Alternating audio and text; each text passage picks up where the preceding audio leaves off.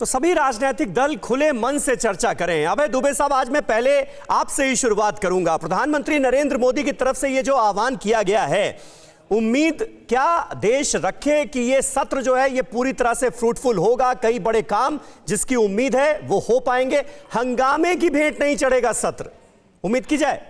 देखिए समीर अब्बास जी, आप किसको हंगामा निरूपित करते हैं ये आपका दृष्टिकोण हो सकता है, लेकिन स्वाभाविक रूप से पेगासस पर चर्चा होनी ही चाहिए। एक गंभीर देश की संप्रभुता पर मोदी सरकार ने आक्रमण किया है, देश के प्रजातंत्र पर ने आक्रमण किया है, और एक इजराइल के गंभीर हथियार से जो हिंदुस्तान की सुरक्षा के लिए भी गंभीर खतरा है, क्योंकि उसका सर्वर इजराइल में है और सारी इंपॉर्टेंट इंफॉर्मेशन हमारी संवैधानिक संस्थाओं की, हमारी प्रीमियम इन्वेस्टिगेटिव एजेंसीज की, सर्वोच्च अदालत के न्यायाधीश के परिवारों की, सबकी वहां गई है। तो ये भारत की संप्रभुता का विषय है, इसलिए इस पर बात होनी ही चाहिए। आज मैं राष्ट्रपति जी का अभिभाषण सुन रहा था, उससे एक दृष्टिकोण सरकार का दिखाई देता है, मगर मैं कुछ 4-5 रिपोर्ट्स का आपको हवाला देता हूं, उनके अभिभाषण के दौरान ही मैंने देखी है। तो ऑफिस ऑफ इकोनॉमिक एडवाइजर के आंकड़े बताते हैं कि दिसंबर में WPI होलसेल प्राइस इंडेक्स अपने सर्वाधिक उछले स्तर पर था, महंगाई 13.5%। लेबर फोर्स पार्टिसिपेशन रेशो ये बताता है कि वो गिरकर 40.15% हो गया। इसका अर्थ है कि 60% लोगों ने काम की उम्मीद ही छोड़ दी है हिंदुस्तान में। सेंटर फॉर इकोनॉमिक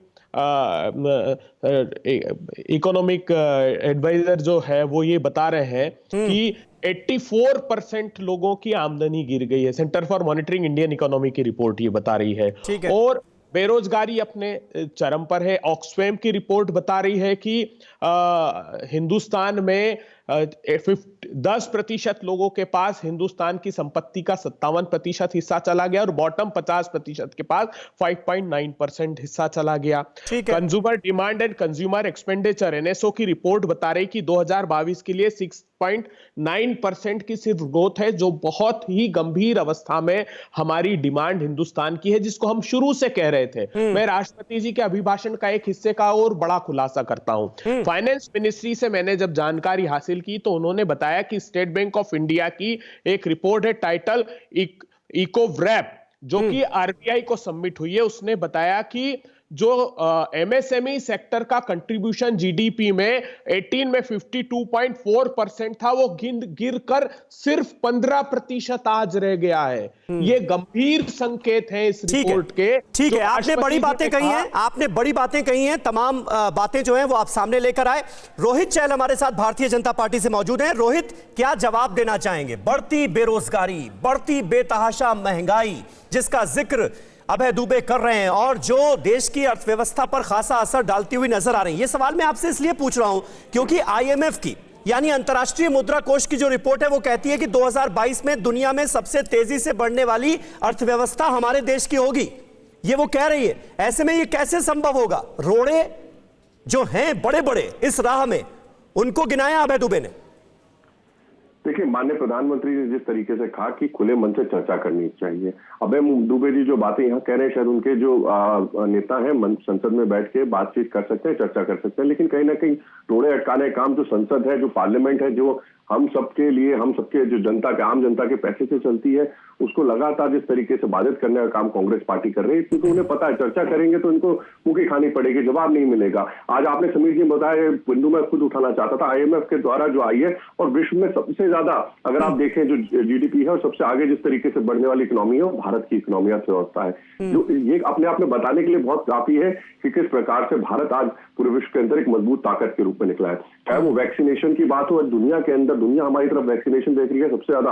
आज अमेरिका जैसा देश अपने लोगों को वैक्सीनेशन नहीं दे पाया, चाहे यूरोप हो, वहां पे आज कोरोना की वजह से दूसरी लहर में, तीसरी लहर में हाहाकार मचा, लेकिन भारत के अंदर फिर भी स्थिति बहुत हमने जिस तरीके से बचाई है, क्योंकि माननीय प्रधानमंत्री चाहे कोरोना काल में जब हर घर तक चाहे भोजन पहुंचाने की बात हो, चाहे हम हर घर तक जल पहुंचा रहे, तो ये जो पैसा ये जो आम गरीब तक पहुंच रहा है, शायद ये कांग्रेस पार्टी समझ नहीं सकती, उस माँ का दर्द नहीं समझ सकती जो 6 करोड़ जो जल के कनेक्शन हर घर तक पहुंचा है, जिस क्योंकि उसको कुएं तक तालाब तक जाना पड़ता था। उस माँ को जिसको शौचालय नहीं मिला था उसको शौचालय देने का काम माननीय प्रधानमंत्री जी ने किया है। उसके घर पे, जिसके घर पे छत नहीं रही, जो राष्ट्रपति जी ने कहा, उसको आज माँ को उसके नाम पे रजिस्ट्री होती है, उस माँ के नाम पे जो सबसे बड़ी होती है घर के अंदर, उसके नाम पे रजिस्ट्री होती है। तो हर व्यक्ति को हेल्थ इंश्योरेंस 5 लाख रुपए देने का काम सरकार ने किया है। तो देखिए, गरीबों के दर्द ये नहीं समझते, राज परिवार से आते हैं। मुझे लगता है इनको समझना पड़ेगा।